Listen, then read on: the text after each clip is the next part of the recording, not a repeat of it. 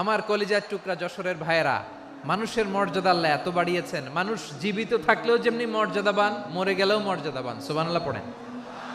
মানুষ মরে গেলে এই ডেড বডিটা কি হয়? পচে যায়, গলে যায়, মাটির সাথে মিশে যায়। তাই বলে আপনি ডেড বডির সাথে যাচ্ছে তাই করতে পারবেন না। পারবেন?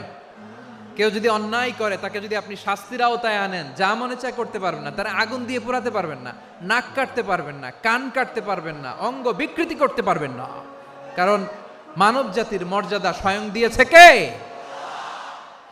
ডেড বডি পচে যাবে, গলে যাবে। তারপরে ইসলাম বলে না, খবরদার, এই মরা লাশটারও একটা মর্যাদা আছে না নাই?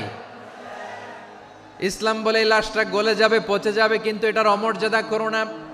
কর্পূর দিয়ে, খেজুর পাতা দিয়ে এটাকে ওয়ার্ম ওয়াটার দিয়ে, গরম পানি দিয়ে ধৌত করো। সাদা শুভ্র ধবধবে কাপড় দিয়ে লাশটাকে তুমি কাভার করো। তারপরে খাটিয়ার মধ্যে লাশটাকে রেখে বিশাল একটা প্রোগ্রাম করো, একটা ফিউনারাল প্রোগ্রাম করো। ওই প্রোগ্রামের ডানে বায়ে পেছনে লাশটারে রাখলে হবে না, প্রোগ্রামের একেবারে সামনটাতে তুমি লাশটাকে রাখো। সুবহানাল্লাহ।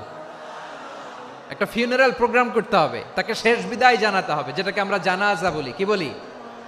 জানাজা মানে মাইয়েতের জন্য দোয়া, তার জন্য দোয়া করা হয়, তাকে একটা সিস্টেমেটিক অর্ডারে কবরে রাখা হয়, সুন্দরভাবে সেটাকে কবরস্থ করা হয়, মাটি দেয়া হয়, পানি দেয়া হয়। তার মানে মরে গেলেও মানুষের সম্মান বাড়ায় দিয়েছে কে?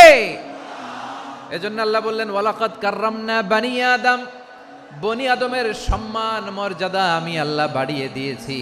মানুষের সম্মানে তুমি কখনো আঘাত করো না, ঠিক কি না? তাহলে ভাই, প্রথম মেসেজ হচ্ছে, the first and foremost message tonight to the people of Jessore. আল্লাহ বলেন, I have dignified the status of son of আদম।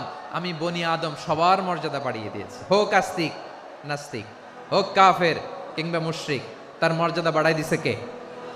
যখন বন্যা হয়, আমরা ত্রাণ নিয়ে যাই, আমরা শুধু মুসলমানদেরকে ত্রাণ দেই নাকি? হ্যাঁ, আমরা মুসলমানকেও দেই, অমুসলমানকেও দেই, হিন্দুকেও দেই, বৌদ্ধকেও দেই। যেখানেই মানবতা বিপন্ন সেখানে ইসলামের হেল্পিং হ্যান্ড আছে না নাই? সুবহানাল্লাহ। কি দিন আমরা পেয়েছি, কি বিধান আমরা পেয়েছি। ওয়ালাকাদ কাররামনা বানি আদম, আমি বনি আদমকে সম্মানিত করেছি।